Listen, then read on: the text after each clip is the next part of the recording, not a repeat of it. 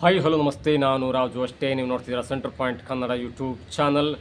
High command ಖಡಕ್ warning. ಮಾತು ನಿಲ್ಲಿಸಿದಂಥ ಮಾತಿನ ಶೂರ ಪ್ರದೀಪ್ ಈಶ್ವರ್. ಏನಿದು ಹೊಸ ಅಪ್ಡೇಟ್ ಇವೆಲ್ಲವನ್ನು ನೋಡೋಣ. ಅದಕ್ಕಿಂತ ಮೊದಲು ಇಲ್ಲಿ ತನಕ ನಮ್ಮ ಚಾನಲ್ನ ಸಬ್ಸ್ಕ್ರೈಬ್ ಮಾಡಿಲ್ಲ ಅಂದರೆ ಈಗಲೇ ಸಬ್ಸ್ಕ್ರೈಬ್ ಮಾಡಿ, ಜೊತೆಗೆ ಕಾಮೆಂಟ್ಗಳ ಮುಖಾಂತರ ತಮ್ಮ ಅಭಿಪ್ರಾಯವನ್ನು ತಿಳಿಸಬಹುದು. ಎಸ್ ವೀಕ್ಷಕರೇ, ಕೆಂಪೇಗೌಡ ಜಯಂತಿಯಂದು ಚಿಕ್ಕಬಳ್ಳಾಪುರದ ಕನ್ನಡ ಭವನದಲ್ಲಿ ನಡೆದಂಥ ಒಂದು ಗಲಾಟೆ, ಅದಾದ ನಂತರ ರೋಡ್ ಶೋ ಅಲ್ಲಿ ಆದಂಥ ಒಂದು ಅಚಾತುರ್ಯದ ಘಟನೆ ಅಂದರೆ ಪ್ರದೀಪ್ ಈಶ್ವರ್ ಅವರನ್ನ ಗುರಿಯಾಗಿಸಿಕೊಂಡು ಬಿಜೆಪಿ ಮತ್ತು JDS ಕಾರ್ಯಕರ್ತರು ಎನ್ನಲಾದಂಥ ಸ್ವಲ್ಪ ಕಾರ್ಯಕರ್ತರು ಚಪ್ಪಲಿ ಎಸೆದ ಪ್ರಕರಣದ ನಂತರ ಎಲ್ಲೋ ಒಂದು ಕಡೆ ಅದನ್ನು ಕರ್ಟಿಸಿಯಾಗಿ ಗಿಟ್ಟಿಸಿಕೊಳ್ಳಿಕ್ಕೆ ಪ್ರದೀಪ್ ಈಶ್ವರ್ ಕೂಡ ಪ್ರಯತ್ನ ಪಟ್ಟಿದ್ರು. ಜೊತೆಗೆ ಬಲಿಜಿಗ ಜನಾಂಗದ ಒಬ್ಬನೇ ಒಬ್ಬ MLA, ನಾನೊಬ್ಬ ಹಿಂದುಳಿದ ವರ್ಗದ MLA, ಹಿಂದುಳಿದವರನ್ನ ತುಳಿಲಿಕ್ಕೆ ಕುಮಾರಸ್ವಾಮಿ ಅವರು ಪ್ರಯತ್ನ ಪಡ್ತಾ ಇದ್ದಾರೆ, ಖಬರ್ದಾರ್, ನನ್ನ ಕೂದಲು ಕೂಡ ಅಲ್ಲಾಡಿಸ್ಲಿಕ್ಕಾಗಲ್ಲ.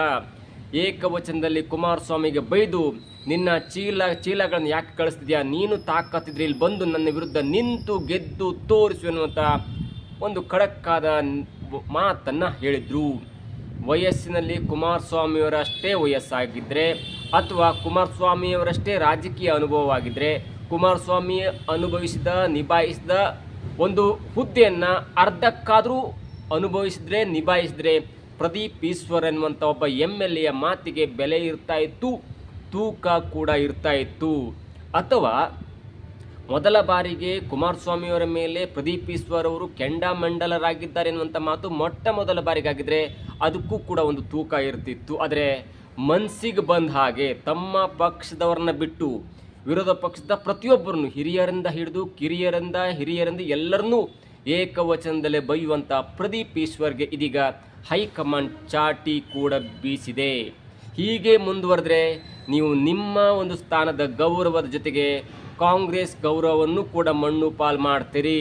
ಹೀಗೆ ಮುಂದುವರೆದ್ರೆ 2028ಕ್ಕೆ ನೀವು ಸೋಲುವುದರ ಜೊತೆಗೆ ಕಾಂಗ್ರೆಸ್ ಪಕ್ಷವನ್ನು ಮುಳುಗಿಸ್ಬಿಡ್ತೀರಿ. ಹೀಗೆ ಮುಂದುವರೆದ್ರೆ ಈ ಬಿಡದಿ ಟೌನ್ಶಿಪ್ ಯೋಜನೆಯನ್ನು ಹಳ್ಳ ಹಿಡಿಸ್ಬಿಡ್ತೀರಿ. ಹೀಗೆ ಮುಂದುವರೆದ್ರೆ ಪ್ರತಿಯೊಬ್ಬ ಕಾಂಗ್ರೆಸ್ ನಾಯಕರಿಗೆ ಕಾಂಗ್ರೆಸ್ ಸಿದ್ಧಾಂತಕ್ಕೆ ಮಸಿ ಬಳಿತೀರಿ ಎನ್ನುವಂಥ ಒಂದು ಸೂಚನೆಯನ್ನು ಕೊಟ್ಟಂತಿದೆ ಇದೇ ಹೈಕಮಾಂಡ್. ಹೀಗಾಗಿ ಕಳೆದ ಒಂದು ವಾರದಿಂದ ಪ್ರದೀಪ್ ಈಶ್ವರ್ ಎಲ್ಲಿ ಮಾಯವಾಗಿ ಹೋದರು, ತನ್ನ ಕ್ಷೇತ್ರವನ್ನು ಬಿಟ್ಟು ಬೇರೆ ಕ್ಷೇತ್ರದ ಬಗ್ಗೆ ಬೇರೆಯವ್ರ ಬಗ್ಗೆ ಮಾತನಾಡ್ತಾ ಇದ್ದಾರಾ, ಅಥವಾ ಮಾಧ್ಯಮದರು ಮೈಕ್ ಹಿಡಿದಾಗ ಹೈ ಬಾಯ್ ಟಾಟಾ ಬಾಯ್ ಬಾಯ್ ಅನ್ನುವಂಥ ಸಿಗ್ನಲ್ ಹೇಳಿ ನುಣುಚಿಕೊಳ್ತಾ ಇದ್ದಾರಾ ಎನ್ನುವಂಥ ಪ್ರಶ್ನೆ ಇದೀಗ ಕೇಳಿ ಬರ್ತಾ ಇದೆ. ಇದು ಎಲ್ಲಿಂದ ಸ್ಟಾರ್ಟ್ ಆಯಿತು ಎನ್ನುವುದನ್ನು ನೋಡ್ತಾ ಇದ್ರೆ ನೋಡಿ, DK ಶಿವಕುಮಾರ್ ಅಥವಾ HDK ಜಗಳ ಆಡೋದ್ರಲ್ಲಿ ಒಂದು ಅರ್ಥ ಇದ್ದು ರಾಜಕೀಯ ಜಗಳ. DK ಶಿವಕುಮಾರ್ ಸಿದ್ದರಾಮಯ್ಯ ಪಟ್ಟಕ್ಕಾಗಿ ಕಿತ್ತಾಡೋದ್ರ ಒಂದು ಅರ್ಥ ಇದೆ, ಅದು ಪಕ್ಷದ ಹುದ್ದೆಗಾಗಿ ಅಥವಾ ತನ್ನ ಅಭಿವೃದ್ಧಿಗಾಗಿ ಇರುವಂಥ ಜಗಳ. ಸಿದ್ದರಾಮಯ್ಯ HDK ಜಗಳ ಆಡೋದ್ರಲ್ಲಿ ಒಂದು ಅರ್ಥ ಇದೆ, ಅದು ಜಾತ್ಯತೀತ ಜನತಾದಳದಿಂದ ಹುಟ್ಟು ಬಂದಂಥ ಒಂದು ಇಬ್ಬರು ಪ್ರತಿಭೆಗಳು ಅಥವಾ ಇಬ್ಬರು ರಾಜಕಾರಣಿಗಳು. ಹಾಗಾಗಿ ತಮ್ಮ ಪಕ್ಷದಿಂದ ಬಿಟ್ಟು ಹೋದಂಥ ಒಬ್ಬ ರಾಜಕಾರಣಿ 17 ಬಾರಿ ಬಜೆಟ್ ಮಂಡಿಸ್ತಾನೆ ಅಂದಾಗ ಮತ್ತೊಬ್ಬರಿಗೆ ಅದು ಸಹಜವಾಗಿ ಅಸೂಯೆ ಅಥವಾ ಹೊಟ್ಟೆ ಕಿಚ್ಚು ಅಥವಾ ರಾಜಕೀಯ ಸಿದ್ಧಾಂತದ ವಿರೋಧಿಗೆ ಸಿಟ್ಟು ಬರೋ ಸಹಜ. ಆದರೆ ಏನೂ ಅರಿಯದಂಥ ಅಥವಾ ಎಲ್ಲವನ್ನೂ ತಿಳ್ಕೊಂಡಂತಿರುವಂಥ ಎಜುಕೇಷನ್ ಟ್ರಸ್ಟ್ ಹೊಂದಿರುವಂಥ ಒಬ್ಬ ಗೌರವಸ್ಥ ಅನಿಸಿಕೊಳ್ಳುವಂಥ ಒಬ್ಬ ಪ್ರದೀಪ್ ಈಶ್ವರ್ ಪ್ರತಿಯೊಬ್ಬರಿಗೂ ಕೂಡ ಕೋತಿ ವಂಶದವನು, ಏಕಾಂಗಿ, ಹಾಗೆ ಹೀಗೆ, ಸಿಂಹ, ಕೋತಿ, ನಾಯಿ, ನರಿ, ಬೇರೆ ಬೇರೆ ವಾಕ್ಯಗಳಿಂದ ಬೈದು ಇದೀಗ ಪಕ್ಷಕ್ಕೆ ಕಳಂಕವಾಗಿದ್ದಾರೆ. ಇದೂ ಕೂಡ ಮುಂದುವರೆದು ಯಾವಾಗಂದರೆ ಕುಮಾರಸ್ವಾಮಿ ಮತ್ತು DK ಶಿವಕುಮಾರ್ ಅವರ ಮಧ್ಯೆ ಈ ಬಿಡದಿ ಟೌನ್ಶಿಪ್ ಆದಾಗ ಸಡನ್ನಾಗಿ ಎಂಟ್ರಿ ಕೊಟ್ಟಂಥ ಪ್ರದೀಪ್ ಈಶ್ವರ್ ಅವರು ವೈಯಕ್ತಿಕವಾಗಿ ಕುಮಾರಸ್ವಾಮಿಯವರ ದಾಳಿಗೆ ಹೋದರು ಮತ್ತು ಕುಮಾರಸ್ವಾಮಿಯವರು ಕಟ್ತಾ ಇದ್ದಂಥ ವಾಚನ್ನು ನೆನಪಿಟ್ಕೊಂಡು ಅಳ್ಕೊಂಡು ತೂಕೊಂಡು ಪ್ರತಿದಿನ ಎಲ್ಲೆಲ್ಲಿ ಹೋಗ್ತಾರೆ ಎಲ್ಲವನ್ನ ನೆನಪಿಟ್ಕೊಂಡು 62 ವಾಚ್ಗಳನ್ನ ಕಟ್ತಾರೆ. ಜೊತೆಗೆ ಆ ವಾಚ್ನ ಟೋಟಲ್ ಬೆಲೆ 17-20 ಕೋಟಿ ಆಗುತ್ತೆ ಅನ್ನುವಂಥ ಮಾತು ಹೇಳಿದಾಗ ಅಲ್ಲಿಂದ JDS ಕಾರ್ಯಕರ್ತರು ರೊಚ್ಚಿಗಿಳ್ತಾರೆ ಮತ್ತು ಕನ್ನಡ ಭವನದಲ್ಲಿ ಆದಂಥ ಕೆಂಪೇಗೌಡ ಜಯಂತಿ ಎಂದು ಹೊರಗಡೆ ಬಂದಾಗ ಚಪ್ಪಲಿ ಎಸೆಯುವಂಥ ಪ್ರಕರಣ ಆಗುತ್ತೆ ನೋಡಿ. ಈ ಚಪ್ಪಲಿ ಎಸೆದಂಥ ಪ್ರಕರಣವನ್ನು ಯಾರೂ ಕೂಡ ಸಪೋರ್ಟ್ ಮಾಡಬಾರ್ದು ಮತ್ತು ಯಾರೇ ಆಗಲಿ, ದಟ್ ಮೇ ಬಿ, ಅಥವಾ ಅವರು ಯಾರೇ MLA ಆಗಿರಲಿ ಅಥವಾ ಸಾಮಾನ್ಯ ಪ್ರಜೆ ಆಗಿರಲಿ, ಯಾರಿಗೂ ಕೂಡ ಹಲ್ಲೆ ಮಾಡುವಂಥ, ಹೀಯಾಳಿಸುವಂಥ, ನಿಂದಿಸುವಂಥ ಕಾರ್ಯ ಒಬ್ಬರು ಕೂಡ ಮಾಡಬಾರ್ದು. ಅದಕ್ಕೆ ಕಾನೂನಿನಲ್ಲಿ ಅದರದ್ದೇ ಆದಂಥ ಒಂದು ಶಿಕ್ಷೆ ಕೂಡ ಇದೆ. ಇದು ಎಲ್ಲೋ ಒಂದು ಕಡೆ ಬಿಡದಿ ಟೌನ್ಶಿಪ್ ಕಾಂಗ್ರೆಸ್ನ ಹಿಡಿತಕ್ಕೆ ಬಂತು, ಎಲ್ಲರನ್ನು ಕೂಡ ಮಕ್ಕಡೆ ಮಲಗಿಸ್ಬೋದು, ಎಲ್ಲರನ್ನು ಕೂಡ ಕಂಟ್ರೋಲ್ನ ಇಟ್ಕೊಳ್ಬೋದು ಎನ್ನುವಂಥ ಹಂತದಲ್ಲಿದ್ದಾಗ, ಅಥವಾ DK ಶಿವಕುಮಾರ್ ಅವರು ಸರಿಯಾದ ಪ್ಲ್ಯಾನ್ ಮಾಡಿ ಬಿಡದಿ ಟೌನ್ಶಿಪ್ನ ಹೋರಾಟವನ್ನು ಹತ್ತಿಕ್ಕುವಂಥ ಹಂತದಲ್ಲಿದ್ದಾಗ ಪ್ರದೀಪ್ ಈಶ್ವರ್ ಹೇಳಿದಂಥ ಈ ವಾಚಿನ ಪ್ರಕರಣ JDS ಕಾರ್ಯಕರ್ತರನ್ನ ಸ್ವಲ್ಪ ಮಟ್ಟಿಗೆ ಹುರಿದುಂಬಿಸ್ತು, ರೊಚ್ಚಿಗೆಬ್ಬಿಸ್ತು ಮತ್ತು ಮತ್ತೊಂದು ಹಂತಕ್ಕೆ ಬಿಡದಿಯ ಟೌನ್ಶಿಪ್ ಯೋಜನೆ ಅಥವಾ ಬಿಡದಿ ಟೌನ್ಶಿಪ್ನ ಹೋರಾಟವನ್ನು ಕುಮಾರಸ್ವಾಮಿ ಎತ್ಕೊಂಡ್ರು. ಆಗ ಹೈಕಮಾಂಡ್ ಎಂಟ್ರಿಯಾಗಿ DK ಶಿವಕುಮಾರ್ ನೇರವಾಗಿ ಸುಮಾರು ಗುರುವಾರ ಅಥವಾ ಶುಕ್ರವಾರ ಕಳೆದ ಒಂದು ವಾರದ ಹಿಂದೆ ಪ್ರದೀಪ್ ಈಶ್ವರ್ ಅವರಿಗೆ ಫೋನ್ ಮಾಡ್ತಾರೆ. ನೋಡಿ, ಚಪ್ಪಲಿ ಎಸೆದ ಪ್ರಕರಣಕ್ಕೆ ನಿಮ್ಗೆ ಧೈರ್ಯ ಹೇಳ್ತೇನೆ, ಇದು ಆಗಬಾರ್ದಿತ್ತು, ಆದರೆ ನೀವು ಕೂಡ ಇನ್ನು ಮುಂದೆ ಇಂಥ ಪ್ರಕರಣದಲ್ಲಿ ಭಾಗಿಯಾಗಬಾರ್ದು ಮತ್ತು ಮಾತಾಡುವಾಗ ನಾನು ಕೂಡ ವಯಸ್ಕ ಅಥವಾ ನಾನು ಕೂಡ ಹಿರಿಯನು, ನಾನು ಕೂಡ ಅನೇಕ 8 ಬಾರಿ MLA ಆಗಿ ಗೆದ್ದು ಬಂದದ್ದು, ಆದರೂ ಕೂಡ ಹಿರಿಯ ನಾಯಕರಿಗೆ ಅವರು ತಪ್ಪಾಗಲಿ ರಾಜಕೀಯವಾಗಿ ಮಾತನಾಡೋದು, ಅದನ್ನು ಬಿಟ್ಟು ವೈಯಕ್ತಿಕವಾಗಿ ಮಾತನಾಡಬಹುದು, ಇನ್ನು ಮುಂದೆ ಹೀಗೆ ಆಗಬಾರ್ದು, ಆದರೆ ಡ್ಯಾಶ್ ಡ್ಯಾಶ್ ಎನ್ನುವಂಥ ಮಾತನ್ನು ಹೇಳಿ ಫೋನನ್ನು ಕಟ್ ಮಾಡಿದ್ರಂತೆ. ಅದಾದ ನಂತರ ಅರ್ಧ ಗಂಟೆಯೊಳಗಾಗಿ ಪ್ರದೀಪ್ ಈಶ್ವರ್ ಅವರು ಮತ್ತೆ DK ಶಿವಕುಮಾರ್ ಅವರ ಸದಾಶಿವನಗರಕ್ಕೆ ಬಂದು ಎಲ್ಲವನ್ನ ತಿಳಿ ಹೇಳುವಂಥ ಪ್ರಯತ್ನ ಮಾಡಿದ್ರು. ಆದರೂ ಕೂಡ ಸಮಾಧಾನ ಆಗದಂತ DK ಶಿವಕುಮಾರ್ ಓಕೆ ಇನ್ನು ಮುಂದೆ ಹಾಗೆ ಮಾಡಬಾರ್ದು ಅನ್ನೋ ಸಮಾಧಾನ ಹೇಳಿ ಕಳಿಸಿದ್ರು. ಅದಾದ ನಂತರ ಮಾರನೇ ದಿನ ಅಂದರೆ DK ಶಿವಕುಮಾರ್ ಮೀಟ್ ಮಾಡಿ ಬಂದ ನಂತರ ಅವರು ಡೆಲ್ಲಿಗೆ ಹೋಗಿ ತನ್ನ ಒಂದು ರಿಪೋರ್ಟನ್ನು ಸಲ್ಲಿಸುವಂಥ ಸಾಧ್ಯತೆ ಇತ್ತು. ಸುರ್ಜೇವಾಲಾ ಅಥವಾ ದೊಡ್ಡ ದೊಡ್ಡ ನಾಯಕರು ಹೀಗಾಯಿತು ನನಗೆ ಚಪ್ಪಲಿ ಹೊಡೆಯುವಂಥ ಪ್ರಕರಣ ಆಯಿತು ಎನ್ನುವಂಥ ರಿಪೋರ್ಟ್ ಸಲ್ಲಿಸುವಂಥ ಮಧ್ಯೆ ಮಧು ಬಂಗಾರಪ್ಪ ಅವರು ಕಾಲ್ ಮಾಡಿ, ನೀವು ಎಲ್ಲೂ ಹೋಗಬೇಡಿ, ಫ್ಲೈಟೆಲ್ಲ ಕ್ಯಾನ್ಸಲ್ ಮಾಡ್ಕೊಳ್ಳಿ, ಸಿದ್ದರಾಮಯ್ಯನವರು ಒಮ್ಮೆ ಮೀಟ್ ಮಾಡಿ ಆಗ ಸರಿ ಆಗುತ್ತೆ, ನಿಮ್ಮ ಮನಸ್ಥಿತಿ ಸರಿಯಾಗುತ್ತೆ ಅಂತ ಮಾತಾಡಿದಾಗ ಮಾರನೇ ದಿನ ಕಾವೇರಿ ನಿವಾಸಕ್ಕೆ ಒಂದು ಸದಾಶಿವನಗರ ಅಂದರೆ ಇಲ್ಲಿ ಸಿದ್ದರಾಮಯ್ಯನವರ ಕಾವೇರಿ ನಿವಾಸಕ್ಕೆ ಬಂದು ಸಮಗ್ರವಾಗಿ ವರದಿಯನ್ನು ಒಪ್ಪಿಸಿ ಅಲ್ಲಿ ಸಾಂತ್ವನವನ್ನು ಪಡ್ಕೊಂಡು ಇದೀಗ ಸದ್ಯ ಸುಮ್ಮನಾಗಿದ್ದಾರೆ. ಮಾತೇ ಬಂಡವಾಳ ಎನ್ನುತ್ತಿದ್ದಂಥ ಇದೇ ಪ್ರದೀಪ್ ಈಶ್ವರ್ ಇದೀಗ ಸೈಲೆಂಟ್ ಆಗಿದ್ದಾರೆ. ಅದಕ್ಕೆ ಮುಖ್ಯವಾದ ಕಾರಣ ಹೈಕಮಾಂಡ್ ಹೇಳಿದಂಥ ಖಡಕ್ ಸೂಚನೆ, ಜೊತೆಗೆ DK ಶಿವಕುಮಾರ್ ಹೈಕಮಾಂಡ್ಗೆ ಸಲ್ಲಿಸಿದಂಥ ಒಂದು ಚಿಕ್ಕ ರಿಪೋರ್ಟ್ ಅಂತ ಹೇಳ್ಬೋದು. ಒಂದು ಸಲ ಆದರೆ ಅದನ್ನು ಸುಮ್ಮನಿರ್ಬೋದಿತ್ತು, ಎರಡನೇ ಸಲ ಆದರೆ ಅದು ಏನೋ ದಾರಿ ತಪ್ಪದಂತ ಹೇಳ್ಬೋದಿತ್ತು, ಮೂರನೇ ಸಲ ಆದರೂ ಓಕೆ ಸಹಿಸ್ಕೊಳ್ಬೋದೇನೋತಿತ್ತು. ಆದರೆ ಪದೇ ಪದೇ ವೈಯಕ್ತಿಕವಾಗಿ ಜನಾಂಗೀಯ ನಿಂದನೆಯಾಗಿರ್ಬೋದು, ವಂಶ ನಿಂದನೆಯಾಗಿರ್ಬೋದು, ಕೋತಿ ವಂಶ ಅಂತ ಆಗಿರ್ಬೋದು, ನೋಡಿ ಚಪ್ಪಲ್ಲು ಎಸೆದ ಪ್ರಕರಣವನ್ನು ಯಾರೂ ಕೂಡ ಒಪ್ಕೊಳ್ಳಿಕ್ಕೆ ಸಾಧ್ಯ ಇಲ್ಲ ಅಥವಾ ಡಿಪೆಂಡ್ ಮಾಡ್ಕೊಳ್ಳಿಕ್ಕೆ ಸಾಧ್ಯ ಇಲ್ಲ. ಆದರೆ ಒಬ್ಬ ವ್ಯಕ್ತಿಯ ವಿಷಯವನ್ನು ವಾಚಿನ ಮುಖಾಂತರ ಅವರ ಪ್ರಕರಣವನ್ನು ಬೆಳಕಿಗೆ ತಂದು ಪ್ರಕರಣವನ್ನು ಹಳ್ಳೆ ಇಡಿಸಬೇಕು ಅಥವಾ ಬಿಡದಿ ಟೌನ್ಶಿಪ್ಪಿನವರು ಹಿಂದೆ ಹೋಗಬೇಕಂದ್ರೆ ಅದು ಒಬ್ಬ ರಾಜಕಾರಣಿಗೆ, ಅದು 2 ಬಾರಿ ಮುಖ್ಯಮಂತ್ರಿ ಆದಂಥವರಿಗೆ ಅದು ಒಂದು ಸವಾಲೇ ಅಲ್ಲ. ನೀವು 100 ವಾಚಿನಿ 100 ಪ್ರಕರಣಗಳನ್ನ ಅವರ ವೀಕ್ನೆಸ್ಸನ್ನು ಹೊರಗೆ ತಂದರೂ ಕೂಡ ಮತ್ತೆ ಅದರಿಂದ ರೊಚ್ಚಿಗೆದ್ದು ಬಿಡ್ತಾರೆ. ನಿಮಗೇನಾಗಬೇಕಿತ್ತು? ಎಸ್ ಅಫ್ಕೋರ್ಸ್ ಕುಮಾರಸ್ವಾಮಿ ಬಿಡದಿ ಟೌನ್ಶಿಪ್ಪನ್ನು ಸ್ಟಾರ್ಟ್ ಮಾಡಿದರವರೇ ಅವರೇ ಈಗ ಬಿಡದಿ ಟೌನ್ಶಿಪ್ ವಿರೋಧ ಮಾಡ್ತಿದ್ರೆ ಅದರ ಹಿನ್ನೆಲೆ ಏನು ಎನ್ನುವಂಥ ದಾಖಲಾತಿಗಳನ್ನು ಬಿಡುಗಡೆ ಮಾಡಿ ವಾಗ್ದಾಳಿ ಮಾಡಿದರೆ ಅದಕ್ಕೊಂದು ಅರ್ಥ ಇತ್ತು. ಜೊತೆಗೆ ನೀವು ವಿರೋಧ ಮಾಡಬೇಕಂದ್ರೂ ಕೂಡ ಒಂದು 3-4 ಸಲ MLA ಆಗಿದ್ದಂತರು ಅಥವಾ ಅವ್ರಿಗೆ ಜವಾಬ್ದಾರಿ ಇದ್ದಂತರು ಗೌರವ ಸ್ಥಾನದಲ್ಲಿದ್ದಾರೆ, ಅದಕ್ಕೆ ಬೆಲೆ ಬರುತ್ತೆ.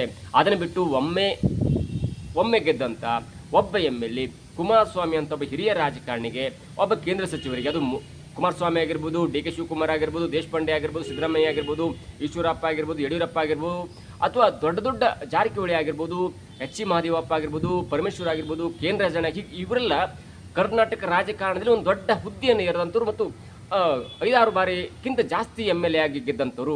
ಅವರ ಮೇಲೆ ಭ್ರಷ್ಟಾಚಾರ ಆರೋಪ ಇದೆಯಾ, ಅವರ ಮೇಲೆ ಏನೇ ಆರೋಪ ಅದು ಬೇರೆ ಪ್ರಶ್ನೆ. ಆದರೆ ಅವರು ರಾಜಕೀಯವಾಗಿ ಗೆದ್ದಂಥವ್ರು ಮತ್ತು ರಾಜಕೀಯವಾಗಿ ಬೇರೆಯವರನ್ನು ವೈಯಕ್ತಿಕವಾಗಿ ನಿಂದನೆ ಮಾಡಲಿಕ್ಕೆ ಹೋದಂಥವರಲ್ಲ. ಹಾಗಿರುವಾಗ ಒಬ್ಬ ಮೊದಲ ಬಾರಿ ಗೆದ್ದಂಥ MLA, ಒಬ್ಬ 2 ಬಾರಿ ಮುಖ್ಯಮಂತ್ರಿ ಆದಂಥ ಮಾಜಿ ಮುಖ್ಯಮಂತ್ರಿಯನ್ನು ಏಕವಚನದಲ್ಲಿ ಕರೆಯುವುದು, ಕೂದಲಲ್ಲಾಡಿಸ್ಲಿಕ್ಕಾಗಲಿಲ್ಲ ಅನ್ನೋದು ಅಥವಾ ಬೇರೆ ಬೇರೆ ನಿಂದನೆಯ ಒಂದು ವಾಕ್ಯದಲ್ಲಿ ಕರೆಯುವುದು ಎಷ್ಟು ಸಹಜ? ಮೊದಲ ಬಾರಿ ಗೆದ್ದಂಥ MLA, ಈ ಮೊದಲ ಬಾರಿ ಗೆದ್ದಂಥ MLA ಹಿಸ್ಟ್ರಿಯೇ ರೋಚಕವಾಗಿದೆ. 2019ರಲ್ಲಿ ಆಪರೇಷನ್ ಕಮಲದ ಮುಖಾಂತರ 17 MLAಗಳು BJP ಸೇರಿಕೊಂಡಾಗ ಅದರ ಜೊತೆ ಬಂದಂಥವರು ಇದೇ ಚಿಕ್ಕಬಳ್ಳಾಪುರದ MLA ಡಾಕ್ಟರ್ K ಸುಧಾಕರ್ ಅವರು. ಕಾಂಗ್ರೆಸ್ನಿಂದ ಗೆದ್ದಿರ್ತಾರೆ, 2ನೇ ಬಾರಿ ಗೆದ್ದಿರ್ತಾರೆ. ಅದ ನಂತರ BJP ಬಂದಾಗ ರಿಜೈನ್ ಮಾಡಿ ಮತ್ತೆ ಚಿಕ್ಕಬಳ್ಳಾಪುರದ ಬೈ ಎಲೆಕ್ಷನ್ ನಿಂತು 3ನೇ ಬಾರಿ ಕೂಡ ಗೆದ್ದಿರ್ತಾರೆ. ಆ ಗೆದ್ದ ನಂತರ ಸುಧಾಕರ್ ಅವರ ಹಾವಭಾವ, ಸುಧಾಕರ್ ಅವರ ವರ್ಚಸ್ಸು, ಸುಧಾಕರ್ ಅವರಿಗೆ ಸಿಕ್ಕಂಥ ಪೋಸ್ಟು, ಸುಧಾಕರ್ ಅವರು ಅಂದರೆ ಮುಂದೆ BJPಯಲ್ಲಿ ಮುಖ್ಯಮಂತ್ರಿ ಆಗಿಬಿಡ್ತಾರೇನೋ, ಅದು ಕೊರೋನಾ ಘಟ್ಟ ಬೇರೆ, ಇವ್ರಿಗೆ ಸಿಕ್ಕಿದ್ದು ವೈದ್ಯಕೀಯ ಸಚಿವ ಬೇರೆ ಅಥವಾ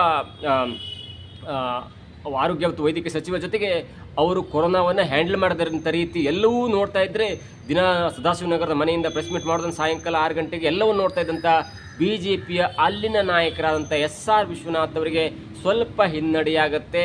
ಯಾಕಂದರೆ 3-4 ಬಾರಿ ಗೆದ್ದಂಥ SR ವಿಶ್ವನಾಥ್ ಅವರಿಗೆ ಏನು ಸಿಗಲ್ಲ, ಆದರೆ ಮೊದಲು ಬಾರಿ ಬಂದಂಥವನಿಗೆ ದೊಡ್ಡ ಪೋಸ್ಟ್ ಸಿಗುತ್ತೆ. ಶ್ರೀರಾಮುಲುಗೆ ಕೊಟ್ಟಂಥ ಆರೋಗ್ಯ ಖಾತೆ ಕೂಡ ಇವರಿಗೆ ಕೊಡಲಾಗುತ್ತೆ. ಯಾಕಂದರೆ ಮಾತು ಚೆನ್ನಾಗಿ ಆಡ್ತಾರೆ, ಸ್ವಲ್ಪ ವೈದ್ಯಕೀಯ ಅಂದರೆ ಆ ಡಾಕ್ಟರ್ ಆದಂಥವರು ಕೊರೋನಾ ಬಗ್ಗೆ ಅರಿವಿರುತ್ತೆ ಅನ್ನುವಂಥ ಕಾರಣಕ್ಕಾಗಿ.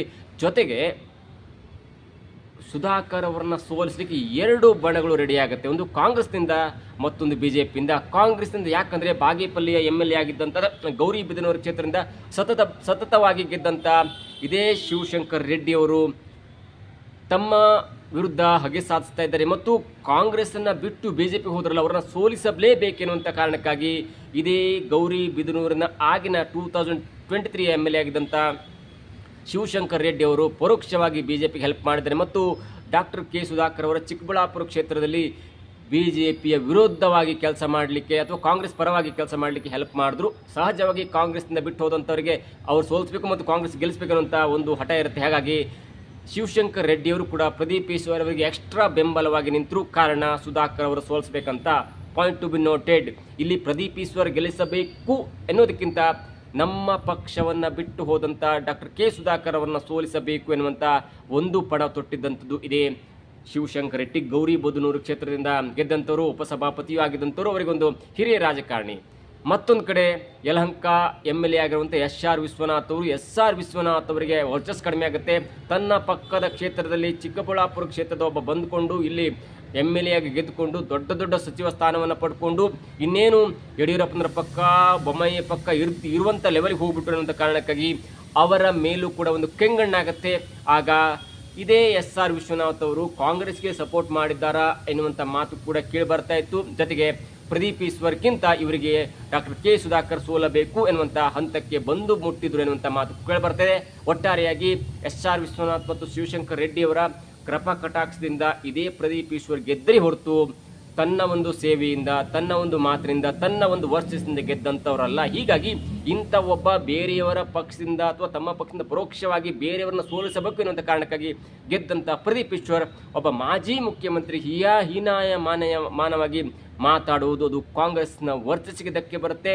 ಹೀಗೆ ಮುಂದುವರೆದ್ರೆ ಇದು ನಿಮ್ಮ ವರ್ಚಸ್ಸಿಗಲ್ಲ, ಕಾಂಗ್ರೆಸ್ನ ವರ್ಚಸ್ಸಿಗೆ ಧಕ್ಕೆ ಬರುತ್ತೆ ಅನ್ನುವಂಥ ಒಂದು ಸೂಚನೆ, ಖಡಕ್ ಆದೇಶ ಹೈಕಮಾಂಡ್ನಿಂದ ಬಂದ ನಂತರ, ಸುರ್ಜೇವಾಲಾ ಅವರ ಬಂದ ನಂತರ ಇದೀಗ ಒಂದು ಹಂತಕ್ಕೆ ಮಾತಿನ ಶೂರ, ಮಾತಿನ ಮಲ್ಲ ಪ್ರದೀಪ್ ಈಶ್ವರ್ ಅವರು ಇದೀಗ ಮಾತು ನಿಲ್ಲಿಸಿದ್ದಾರೆ.